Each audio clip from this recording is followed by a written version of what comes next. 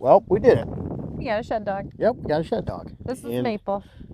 and it's been a long time coming. We talked about it for a couple years. I've been thinking about a shed dog since 2012, researched it. In fact, British Labs, what I really wanted. And but it's a big decision because We want her to integrate well with our family. We want a dog that is incredible in the field, but then really good at home. And so when we were looking for her, we found a lot of good things about Pedigree and well, and, everything and else. it's she had to be a member of our family. That's the most important. Regardless of anything else, she's going to be a member of our family. So we don't take that decision lightly. And I ran field trial beagles in the past, and so I'd go out 70 times, up to 70 times a winter rabbit hunting with my dogs, and I expected them to do different things, certain things, and then I field trialed them, two of them anyways, and so to me, you know, it was a little bit different with this because you want that high energy in the field, but then we don't want that high energy at home. Yeah, we want mellow. Hang out with us. Don't be a terror of our house. Yeah, not like, but at the same time, she can't be lazy, like out in the No. field. And so British Labs are known for hard charging out in the woods and then very controllable and more mellow inside. And she's really fit the bill. Oh, she's fabulous in the house. And British Labs are a little bit smaller, broader chest, a little bit more stocky. Yeah, Dad was 68 pounds. 62 pounds. Mom was 58 pounds. Yeah, and so because she was on the smaller size, even in her litter, they would expect in the low to mid 50s, which is a good. And that's what we hope. Yeah, we don't want an 80-pound lab. Watch us get one. Which is fine if she ends up. But you can even look at her paws. Her paws are not that big. She's pretty slender. She was a little bit smaller than the other 3 litter mates. She had 8. There were 8 of them all together. Mm-hmm. So Pedigree is important to us, and Pedigree and the lines within that Pedigree do not guarantee that you have a great dog. It helps you stack the deck a bit. It really helps you a lot to stack the deck. I mean, you don't know what you are going to get. It's a bigger gamble if you don't have that Pedigree. Right. And I learned that with field trialing beagles. It was amazing the dogs that had great lines, how they continued those lines in the future. And it was interesting. The breeder we chose, what they say about some of their dogs. I mean, they have some championship dogs. They do, and they don't breed them all. They don't breed. And if a dog is good, sometimes they don't even breed that dog. They don't. If it's a good dog all around, fits their temperament, they'll breed it. But just because it wins championships does not mean they will breed There's that a dog. lot of boxes that need to be checked, and all of them have to be checked in order for them to breed a dog. Because they can be kind of stupid dogs outside of they win a championship, but anyways, so when we went down that rabbit hole of looking and choosing a shed dog, then I contacted someone that I know has won a whole bunch in the Elite Shed Dog Series, and not only that, but he looks at the dogs as part of the family and takes them to multiple states a year looking for antlers. In fact, he and his wife were in South Dakota last week. Yeah. So we contacted Jason, and from there he gave us Scott and Amy's name, RPM Retrievers. And it was interesting because we called up Scott. We heard they had 1 female. He had turned down more people than he had dogs for this litter. And so it's he was interviewing us and we were interviewing him. And we talked to him for about an hour and a half, and then it was kind of like, so where are you located, Scott? Because we were going to get the dog. And, well, we joked that it'll be probably in Georgia, and we'll be taking a drive to Georgia. Because we had about a 2-day window at the most. Right. Meaning we left really early on Thursday, and then we left to come home, drove 11 hours, and then left to come home really early on Friday. And we were with the breeder, with Scott and Amy, for about 4.5 hours. Or more. Great people. Yeah, really great people. And that was even awesome going out to see them. Yeah, they really gave us a lot of good starting tools. And it's pretty cool because they'd already worked with Maple. This is Maple, by the way. And these are some cool things too. Like, we can take Maple, and she's in an incredibly vulnerable position right here, but you can see how calm she is in this vulnerable position. Even her paws, touching her paws, if we had to trim her nails, it'd be a dream. Easy, because the breeder works with them. And this is the type of temperament that the dog has. In fact, she is an indoor dog, and she has been amazing indoors.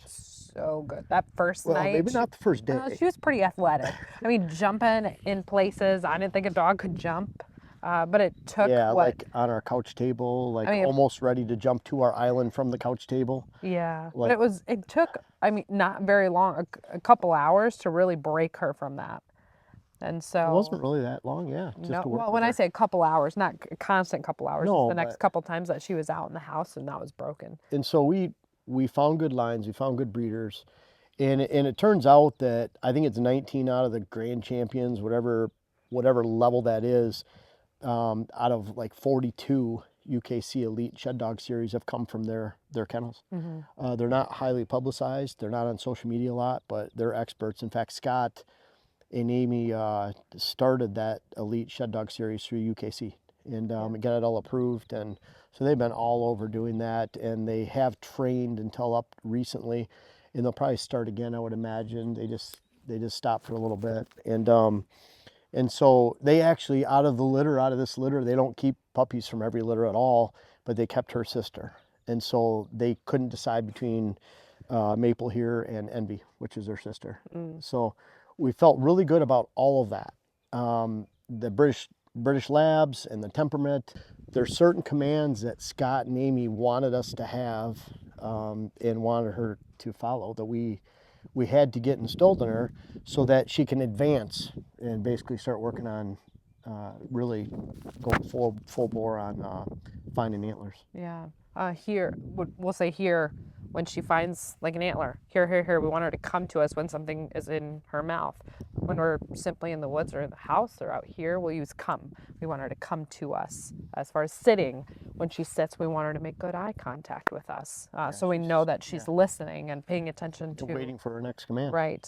Place, we got a place board for her that we'll be working on shortly here for her to go to wait for her next command. So basically place, sit, and then of course when we're retrieving, the find it, and then the here. So Yeah, and those are basics. Well, and off. Yeah, off too, yeah. Yeah, that was when she's jumping up. Like you said, she's very athletic. She could jump up in our arms. And she'll jump over the couch almost. Yeah. We don't let her do that anymore, but No. it was kind of impressive at first. It sure was. But so Scott and Amy gave us a list of commands, and we had really, do you get a puppy? Do you get a started shed dog? And we're the type, we live here, out here where we hunt. We found 10 antlers so far this year, one yesterday. I had my first walk with Maple right down here into the woods and back here with our Kicking Bear event. They create a trail in the woods for the kids to shoot 3D and throw hatchets at targets. And so we went down on that trail, our first walk in the woods, and there was an antler. And not that she found it, but it was pretty cool. I'd say it's good luck. Yeah, good sign. So we were really picky on where we picked up a dog from. That pedigree to us is important because it narrows down the risk of getting a dog and just not having it work. I saw beagles that were great little dogs, but they actually wouldn't run rabbits. And not every beagle that you get will run a rabbit. And so with that, I was a little jumpy and cautious about where we got a dog from. And you can find dogs that are twice as much as we paid for Maple out of almost more like puppy mills. Some of the big shed dog places are kind of more puppy mills nowadays, meaning that both her parents are from Ireland. And it's really good pedigree, really good lines. And some of these are just kind of breeding them to random dogs. And, not so much importance on the female versus the male. We want both. And so some of those puppy mill places, they have great lines, but it's almost like those are reserved for their best customers or something. Where at Scott and Amy's, I think they only have 1 or 2 litters a year. Yeah, they don't have very many. In fact, when we picked her up, they had just gotten done breeding a female, that day or the night before we got there, I think. Yeah, they'll have 2 this year. Yeah. So. But they're very specific and on what they breed. Yeah, like you said, we didn't even know they were from Southeast Ohio, so it was kind of like we were going to drive anywhere because we really felt confident, and we have some good trainers in mind if we go that route. But we have the time here with what we do, and we're out in the woods all the time, even with the family. I mean, the other day with Jackson and Lily, it's been pretty awesome. Yeah, it has. Looking forward to doing most of the training with her. So, we're taking you on our journey with our shed dog, with Maple.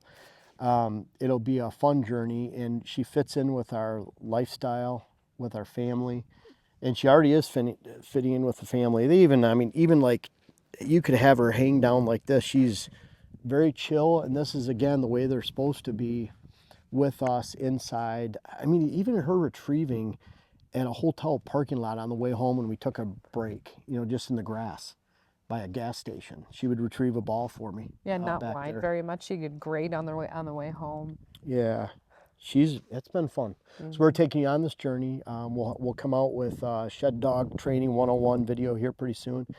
And really, that's all about taking cues and direct advice from Scott and Amy, because we are not the experts. They are the experts. In fact, Scott sends us video of Envy back and forth on the place board, and it's kind of like, man, we got to get that place board out and start working on We got to that. get going on this. Yeah, we're a little behind, but he makes us want to train her more and more and keep up with Envy all the way down there in Southeast Ohio. So if you're looking for a shed dog, I hope some of these tips helped you.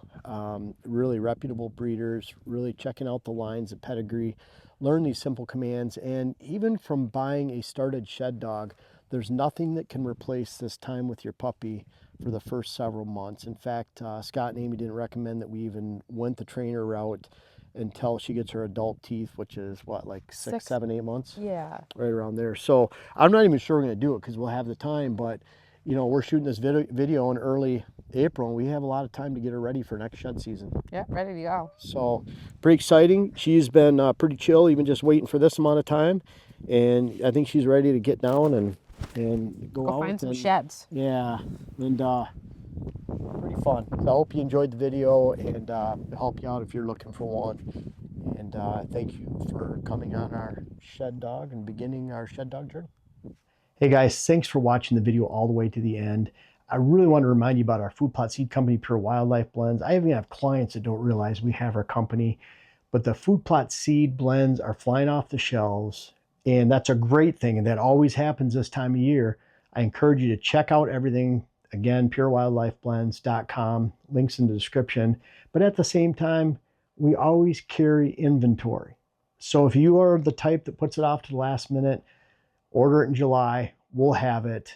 But in the meantime, check out purewildlifeblends.com. We have a lot of different seed blends, pollinator blends, wildlife blends, switchgrass, everything that you need to plant great food plots and great wildlife plantings this season.